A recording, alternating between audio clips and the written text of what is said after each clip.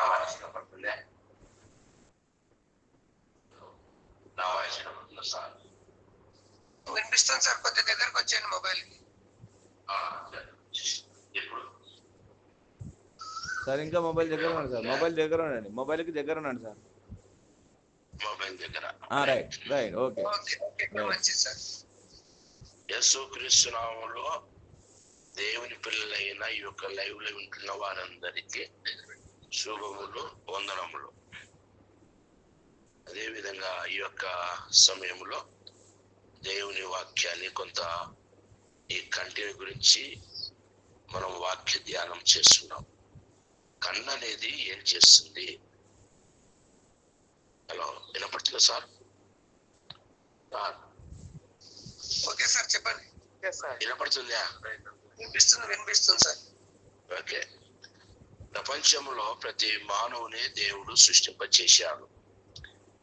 దేవుని వాక్యము మనకి పరిశుద్ధ గ్రంథం నుండి ఈ కంటిని గురించి మనకు చాలా చోట్ల కన్ను ఏం చేస్తుంది, మానవుని జీవిత చరిత్రలో కన్ను అనేది ఏం చేస్తుంది అనేది మనము ఈరోజు వాక్య ధ్యానం చేస్తున్నాము.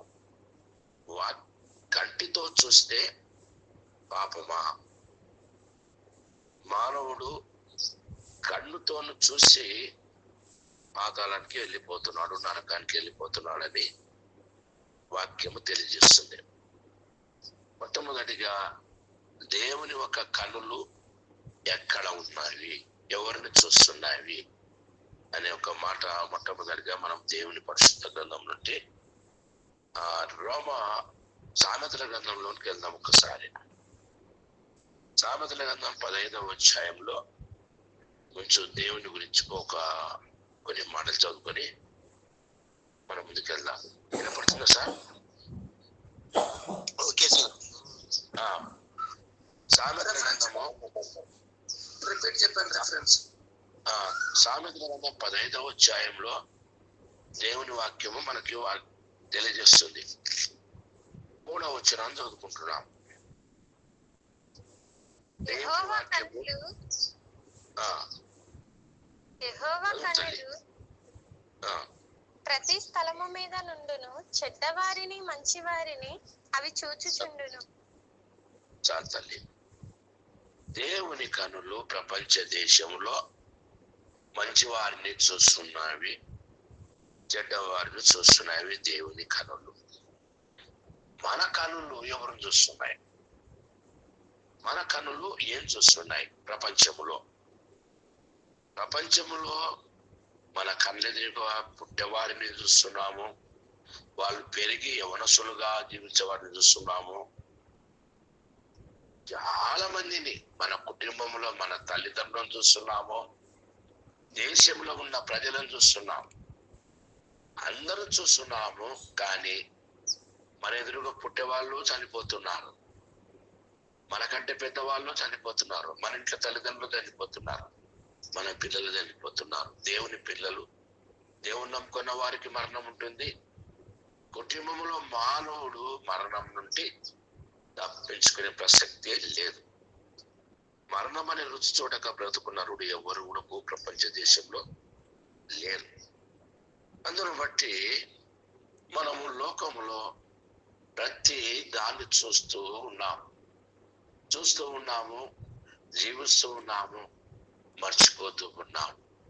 మరణము ఎప్పుడు సంభవిస్తుందా ఈ మానవునికి తెలియదు. అందును బట్టి దేవుని కనులు ద్వితీయోపదేశ కాండములో కూడా మనం 11వ అధ్యాయం 12వ వచనంలో కూడా ఒక వాక్యం మనకు తెలియజేస్తుంది.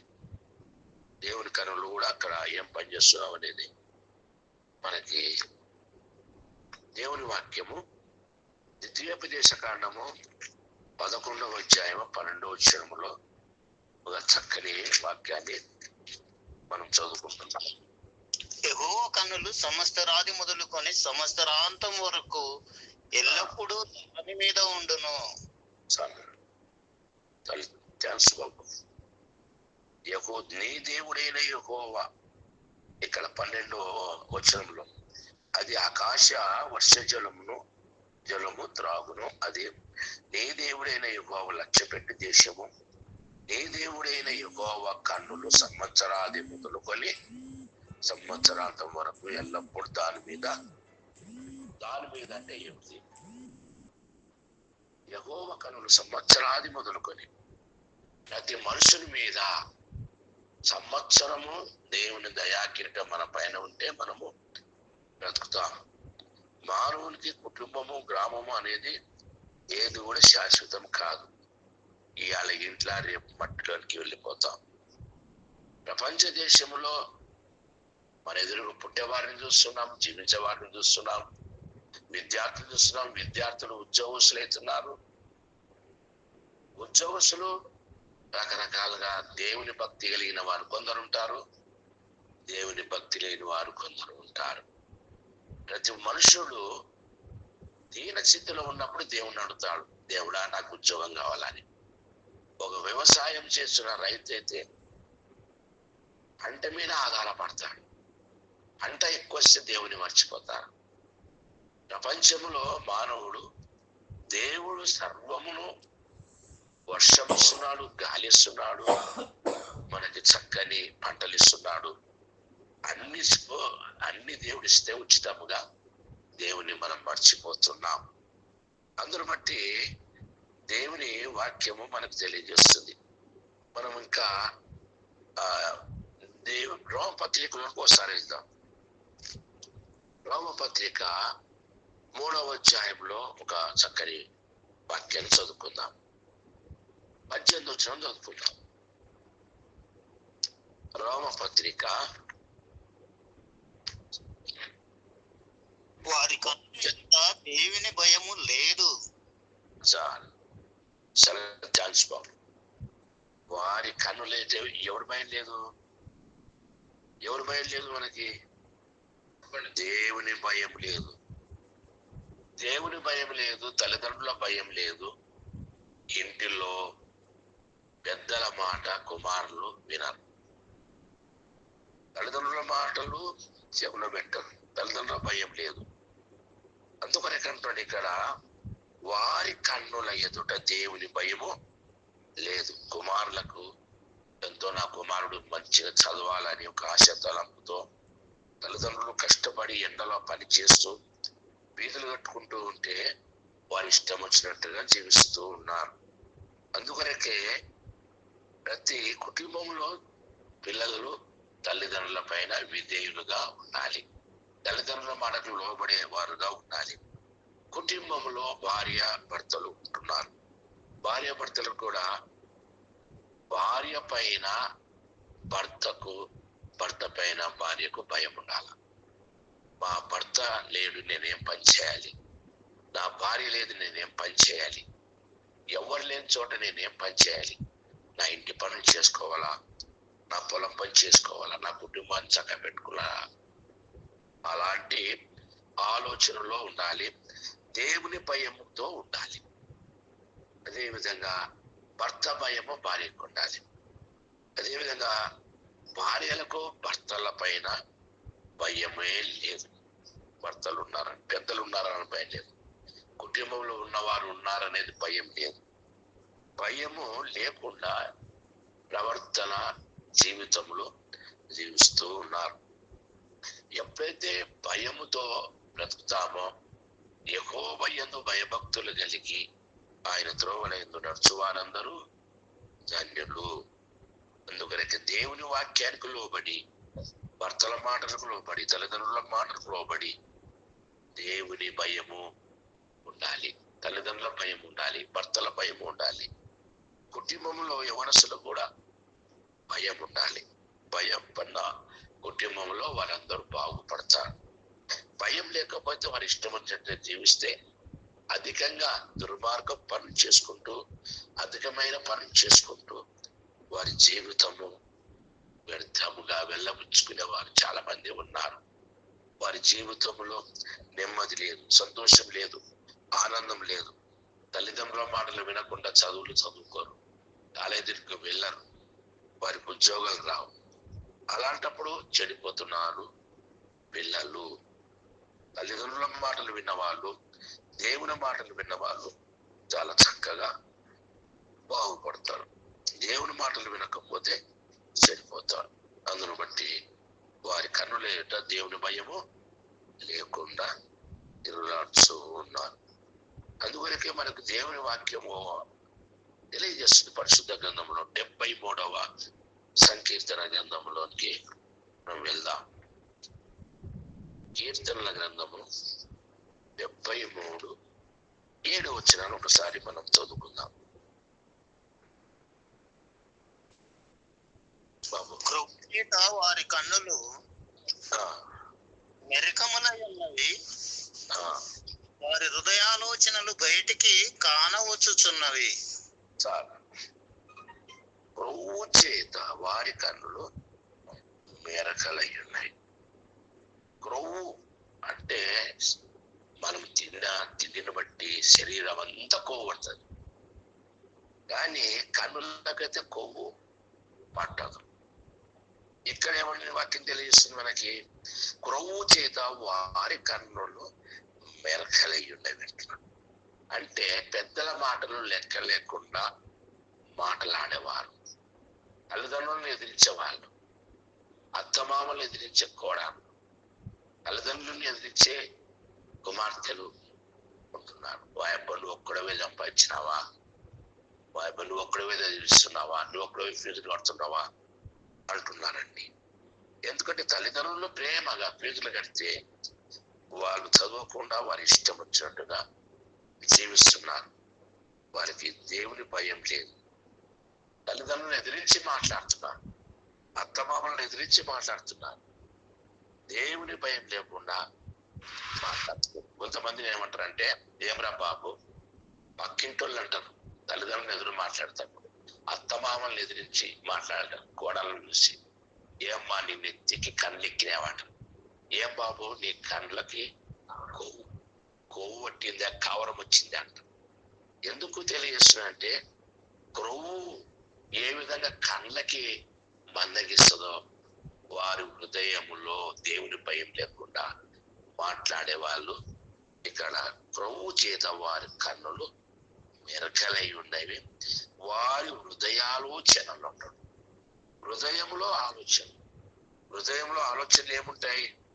కాలేజీకి వెళ్ళంటే వారి ఇష్టం వచ్చినట్టుగా ఫ్రెండ్స్ తో జల్తాగా, వారు కాలేజీకి వెళ్ళకుండా వాళ్ళు ఇష్టం వచ్చినట్టుగా వెళ్తుంటారు. పొలం పని చేసుకోపోండి అంటే పొలం పనికి వారు నాకు ఆరోగ్యం బాగాలేదని ఇంటికాడ ఉన్నవారు.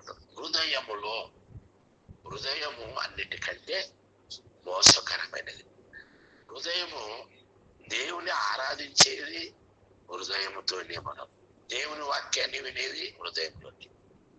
మన హృదయంలో నుండి వచ్చే మాటలు కూడా హృదయంలో నుండి వస్తాయి. నీకు ఏం మాటలు కావాలనో, మంచి మాటలు కావాలన్నా, చెడ్డ మాటలు కావాలన్నా కూడా హృదయంలో నుండి వస్తాయి. అందుకొనకే మనము దేవుని వాక్యం తెలియజేస్తుంది. ప్రియులారా, 119వ సంకీర్తన గ్రంథంలో కూడా ఒక వాక్యం ఉంది. దేవుని వాక్యం 119:37 చదువుకుంటున్నాం ఒకసారి. 119:37 వ్యర్థమైన వాటిని చూడకుండా నా కన్నులు చెప్పివేయము, నీ మార్గములలో నడుచుకున్నటకు నన్ను బ్రతికింపుము. చాలు తల్లి, వ్యర్థమైన వాటిని చూడకుండా నా కన్నులు త్రిప్పివేయము. వ్యర్థమైనటివి ఏంటివి? సినిమాలు చూసేటివి, లోకంలో అల్లరితో కూడిన ఆటపాటలతో చూసేటివే ఎక్కువ. ప్రపంచంలో పాటలు, సంగీతములతోనూ వాద్యములతోనూ మందిరానికి వచ్చే వాళ్ళు కూడా పాటలు బాగా పాడతారు, కానీ వాక్యానికి వచ్చేసారు కదా ఇటు అటు చూసుకుంటా దేవుని వాక్యాన్ని వినరు, దేవుని మాటలకు చోటు ఇవ్వరు, హృదయ ఆలోచనలు ఉండవు.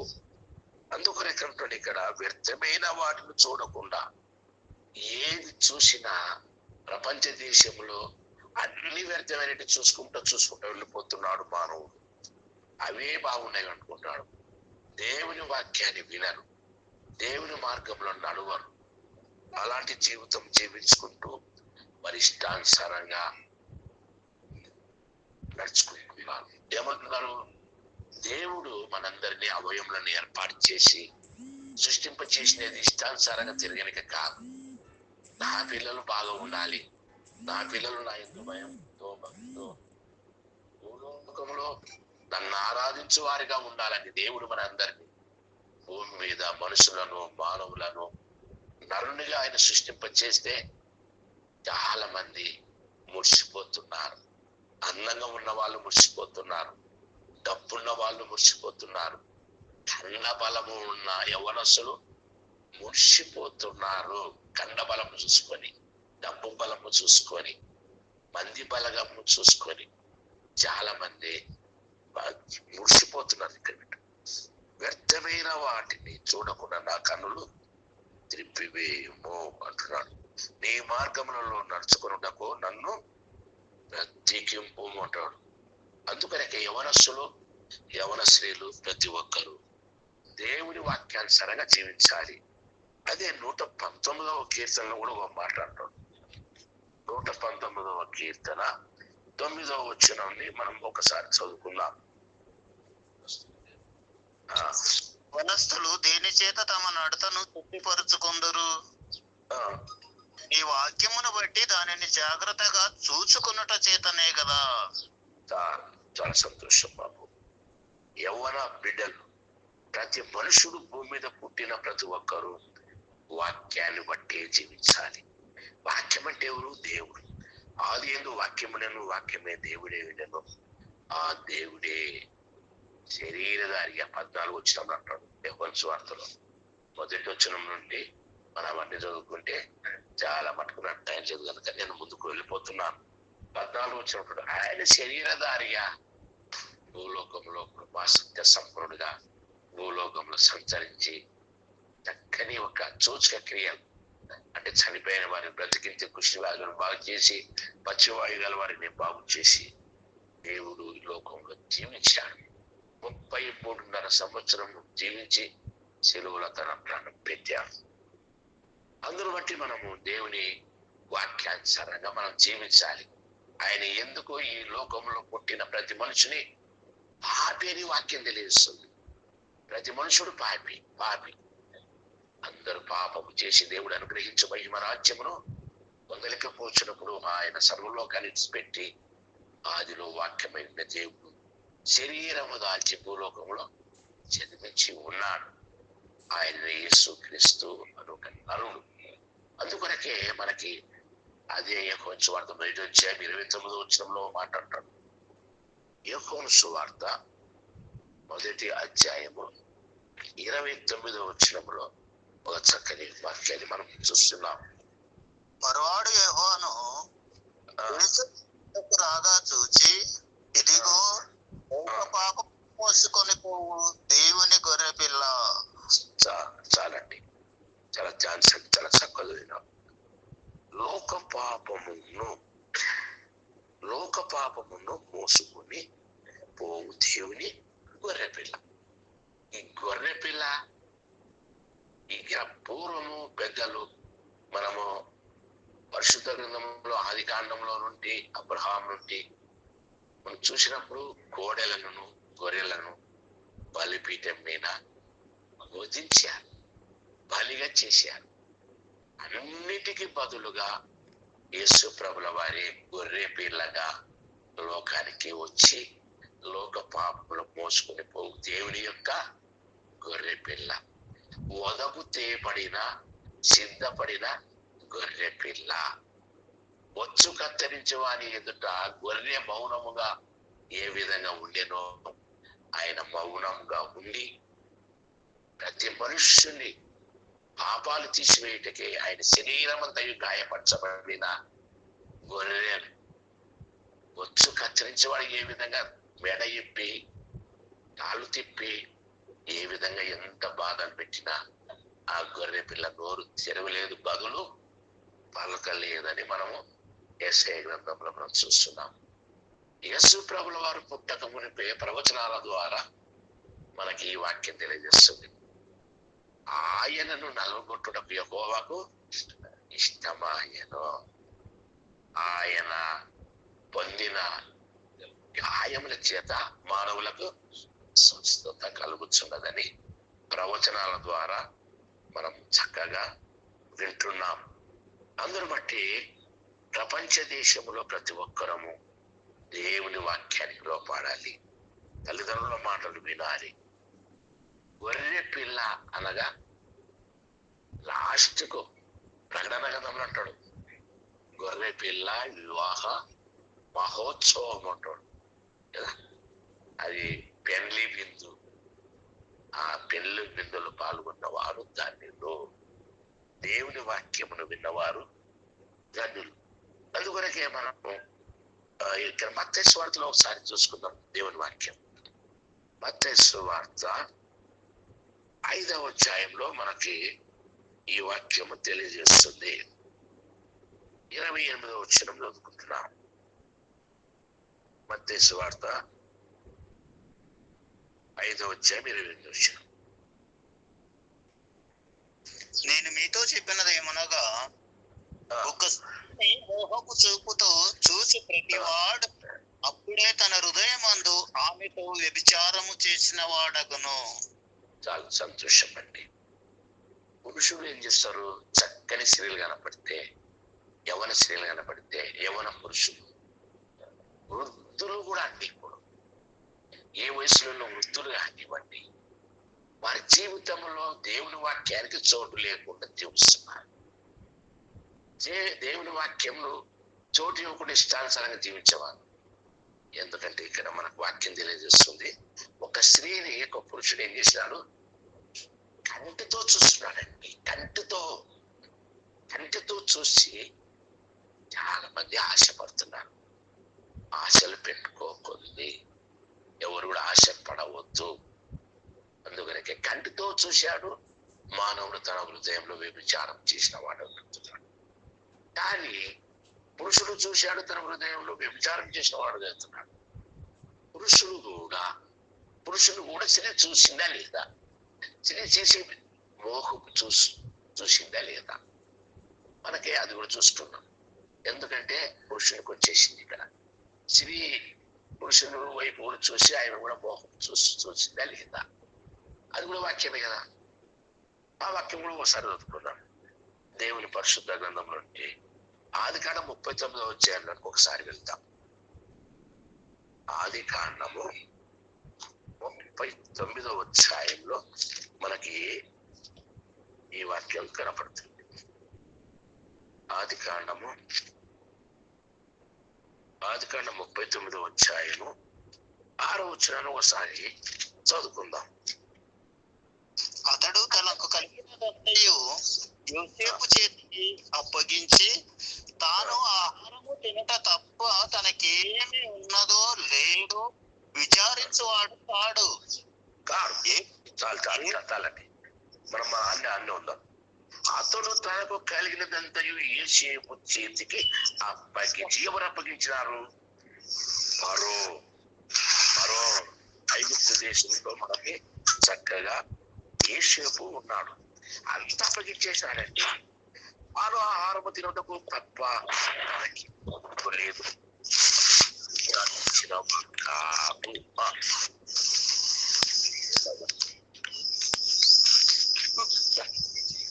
చదువు సార్.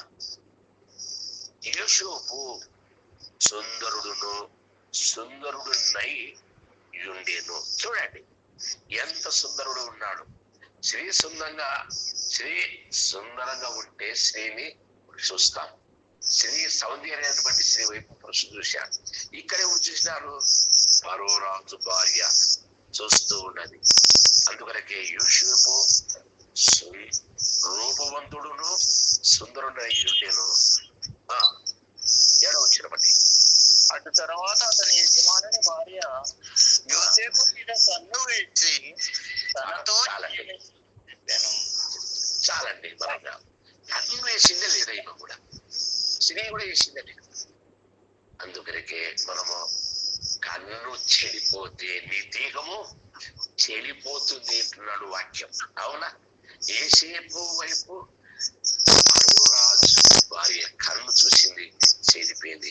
అదే విధంగా మనము లూకా సువార్తలోకి వెళ్దామండి. ఎందుకంటే మనం సమయాన్ని మనం సద్వినియోగం చేసుకుందాం. 11వ అధ్యాయానికి ఒకసారి వెళ్ళండి.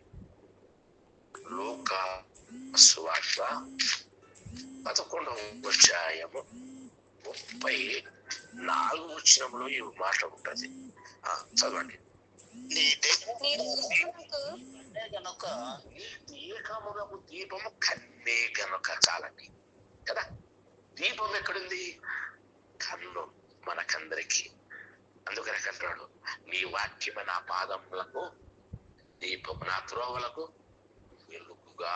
దేవుడు ఉన్నాడు, మన కన్ను కూడా మనల్ని అభ్యంతరపరుస్తుందండి. అందుకని అంటున్నాడు ఇక్కడ, నీ దేహమునకు దీపము నీ కన్నే గనక.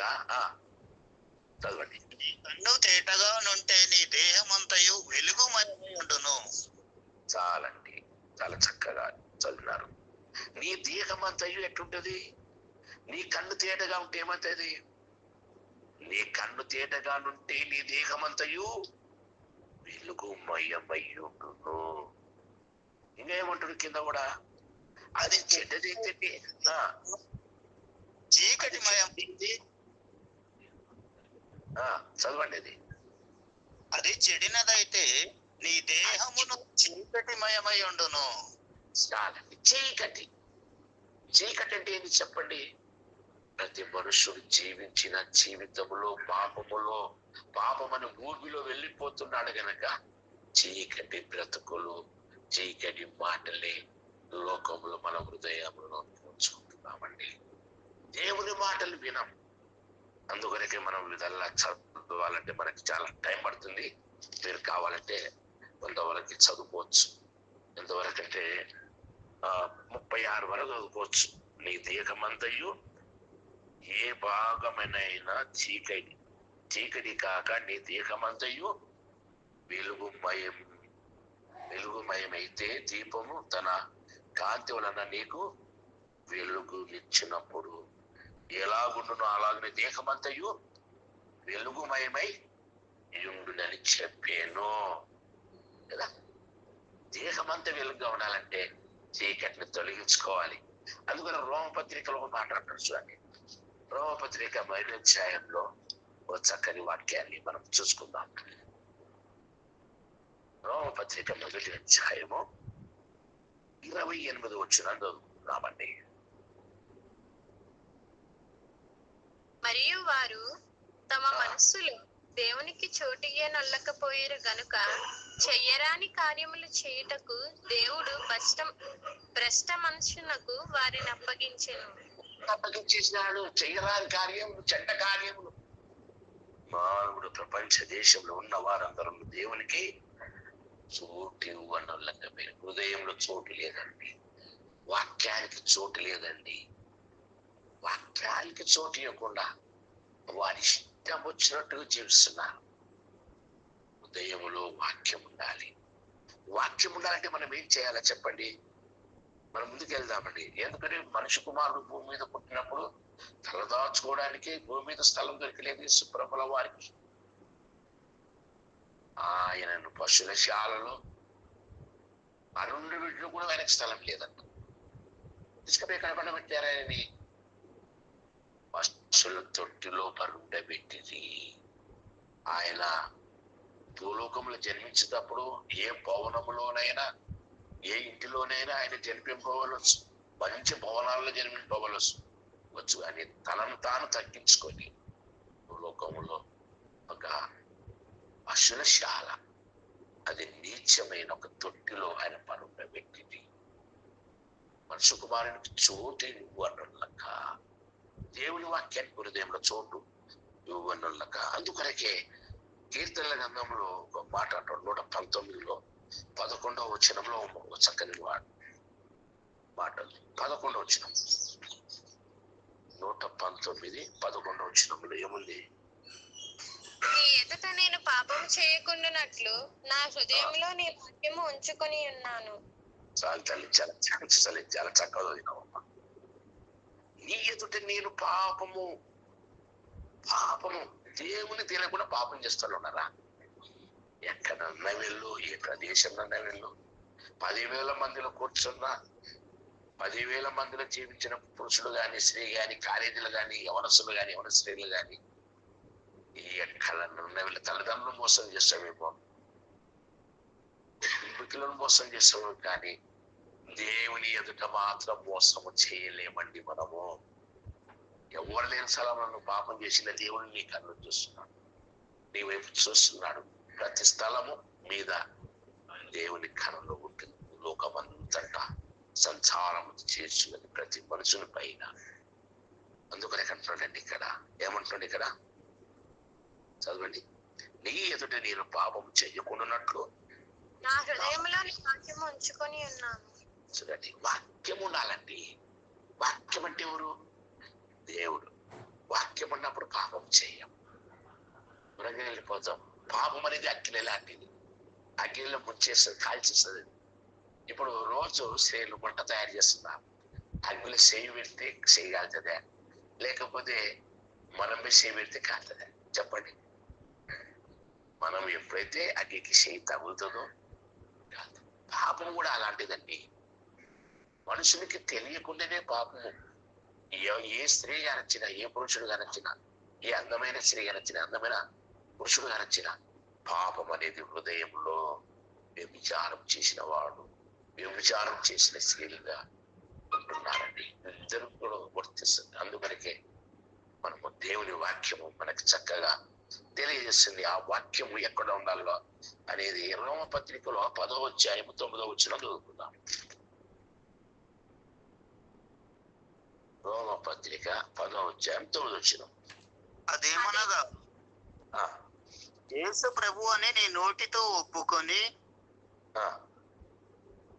దేవుడు మృతులలో నుండి ఆయనను లేపేనని నీ హృదయమందు విశ్వసించిన యెడల నీవు రక్షింపబడదువు.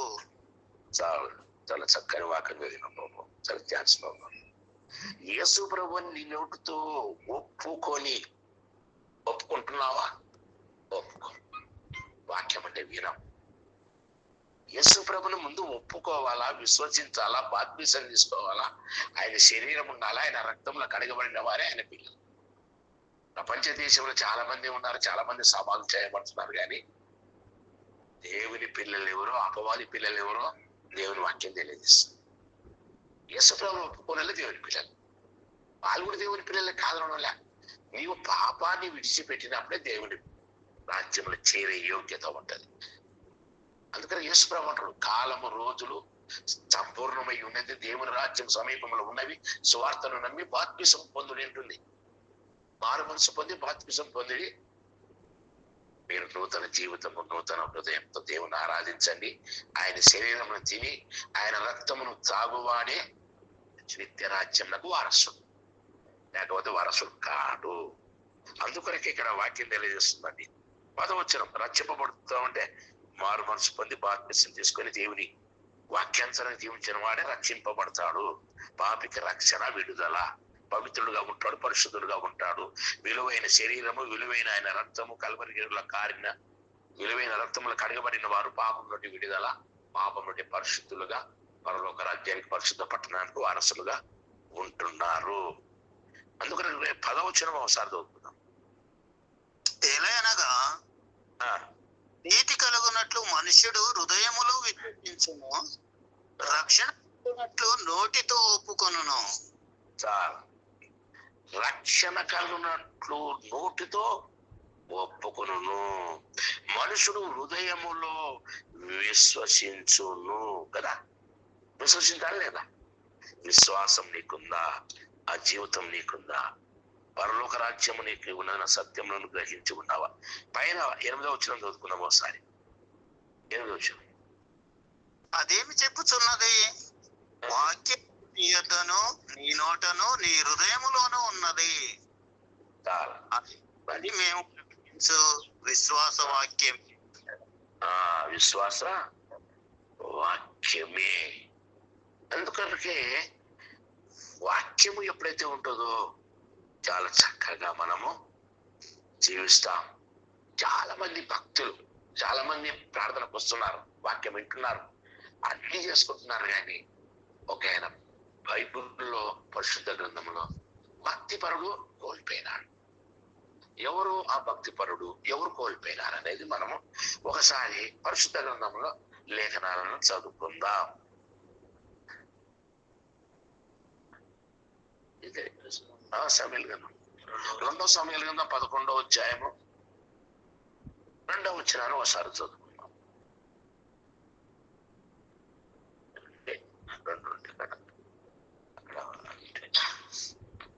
ఒకానొక దినమున ప్రొద్దుగుంకు వేళ దావీదు పడక మీద నుండి లేచి రాజనగరి మిద్దె మీద నడుచుచు పైనుండి చూచుచుండగా స్నానము చేయ స్త్రీ కనబడెను.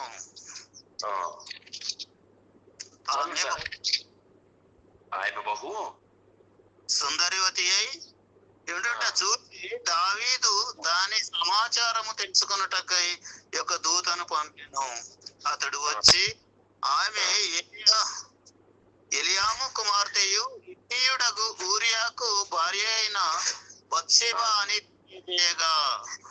కాదండి, ఆమె ఎవరు?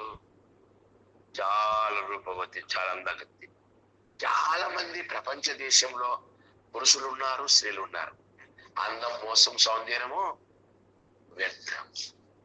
నువ్వు ఎలాంటి అందం ఇచ్చినది దేవుడు ఒక వరముగా నేను భూలోకంలో జన్మింపచేశాడు.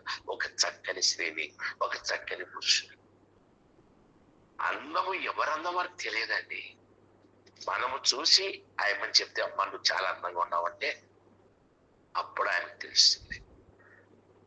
బాబు నువ్వు చాలా అందంగా ఉన్నావంటే అప్పుడు బాబు తెలుస్తుంది.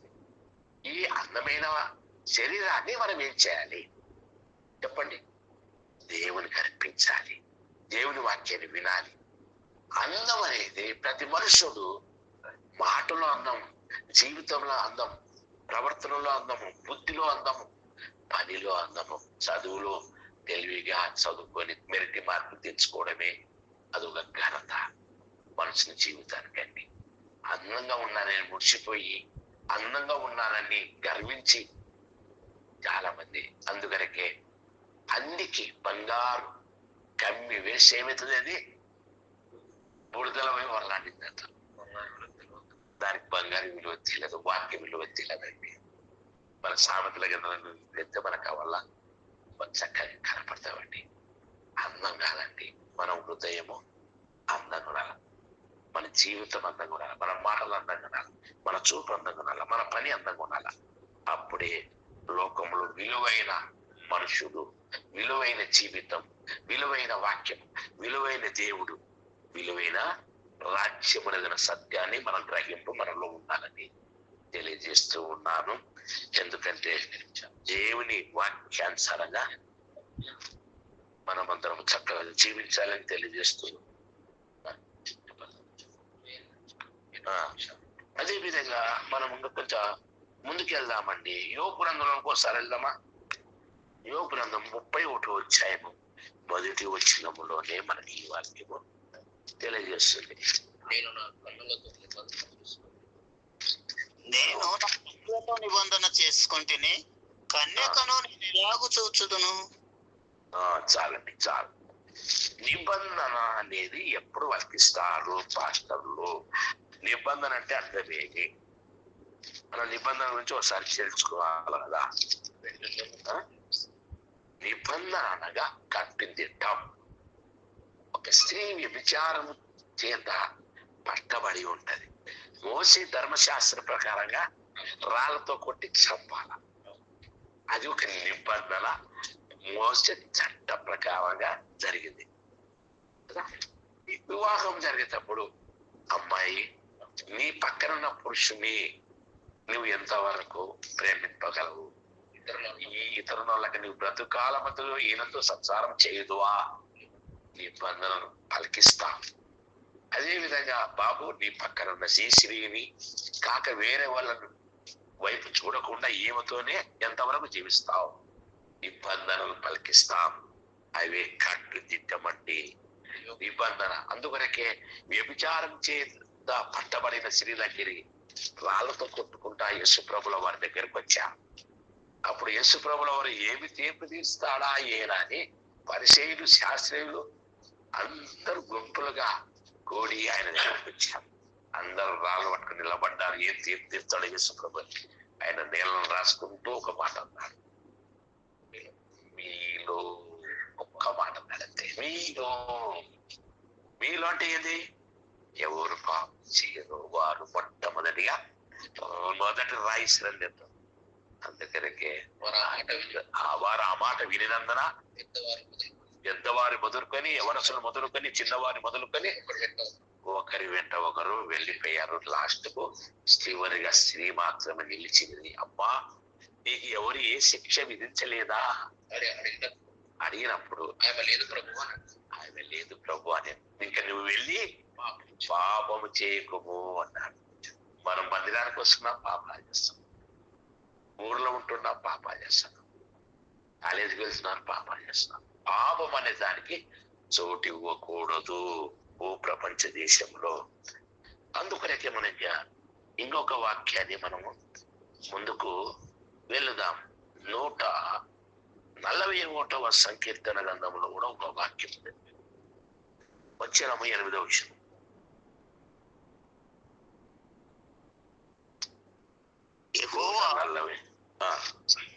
మా కన్నులు నీ తట్టు చూస్తున్నది. చూడండి ఎంత చక్కని మనసు. ఏమంటున్నాడు? యెహోవా నా ప్రభువా, నా కన్నులు నీ తట్టు చూచుచుని. చక్కని మాట. దేవుని వైపు మన కన్నులు చూడాలండి, లోకం వైపు. అందుకని భక్తులు చక్కగా మాట పడ్డారు, పాట పాడుతున్నారు. లోక చెల్లు చూపించకు, శాప భారాన్ని ధరించకు, యేసుని విడచి జీవించకు, యేసుని మాటలు మరిపించకు, మనసా నన్ను వేధించకు, పాపములు నుండి నన్ను పాడనీయకు. కదా, దేవుని వైపు చూడాలి కానీ పాపంలో మన కథ ఉండిపోతుంది. పాపానికి వెళ్ళిన వారందరూ ఎక్కడ పోతున్నారు? పాతాళానికి వెళ్ళిపోతున్నారు. వాక్యం తెలియజేస్తుందండి. అందుకొరకే మనం ఇక్కడ వాక్యాన్ని చదువుకుందాం. 9వ కీర్తనకి వెళ్దాం. 9వ కీర్తన నేను చివరికి ముగింపులోకి వస్తున్నాము. 9వ కీర్తన 17వ వచ్చింది.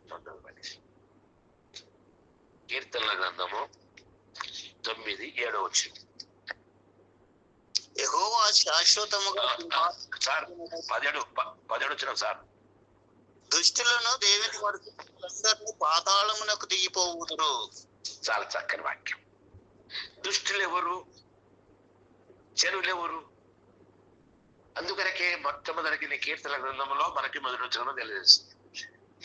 కుటుంబంలో గాని, గ్రామంలో గాని, సంఘంలో గాని, తెలుసుతో గాని దుష్టుల ఆలోచనతో వెళ్ళిపోతే పాతాళానికి వెళ్ళిపోతాం. దుష్టుల ఆలోచన చొప్పున నడవక, ఆపల మార్గంలో నిలవక.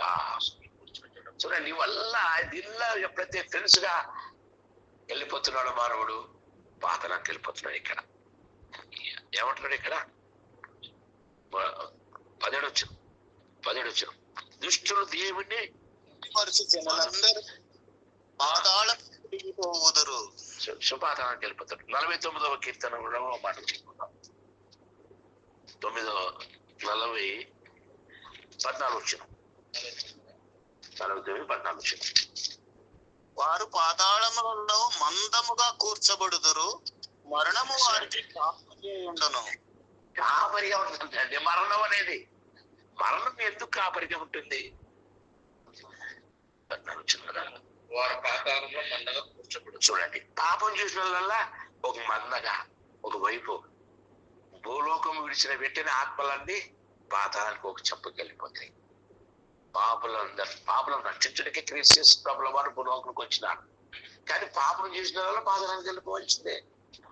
మందిరానికి వచ్చి నేను పాపం చేస్తా అంటే తప్పించుకోలేము. అందుకని అంటాడు ఇక్కడ, వారు పాతాళముల మందగా కూర్చబడుదురు, మరణము వారికి కాపరి అయ్యుండు అంటాడు. ఈ కాపరి ఎందుకు ఎత్తున్నాడు? మరణం ఎందుకు వస్తుంది ముందర? అదొకటి చెప్పండి సార్. ప్రసంగ గ్రంథంలోకి ఒకసారి వెళ్ళండి, 7వ అధ్యాయానికి ఒకసారి వెళ్ళండి. 17వ వచనం. ప్రసంగ గ్రంథము 7వ అధ్యాయం 17వ వచనం. అధికముగా దుర్మార్గపు పనులు చేయకము, బుద్ధిహీనంగా తిరగవద్దు. నీ కాలమునకు ముందుగా నీవేలా చనిపోదువు. చూడండి ఆతులైపోతున్నారని ఈ రోజు యవ్వన దంపతులు, యవ్వన పురుషులు, స్త్రీలు గాని పురుషులు గాని జంటలుగా మరణిస్తున్నారండి. సింగిల్ గా మరణిస్తున్నారండి. తల్లిదండ్రులు మరణించకుండా రకరకాల మరణాలు, రకరకాలుగా మానవుడు తమ కాలాలు, తమ అవసరాలు తీరక ఉంటే చనిపోతున్నారండి. అలాంటిగా చనిపోకుండా మనము దేవుని వాక్యానుసారంగా జీవించాలండి. యోబు గ్రంథం 24వ అధ్యాయంలో మాట ఉంది. యోబు గ్రంథం 24:19 ఏమించారు ఒకసారి. అనావృష్టి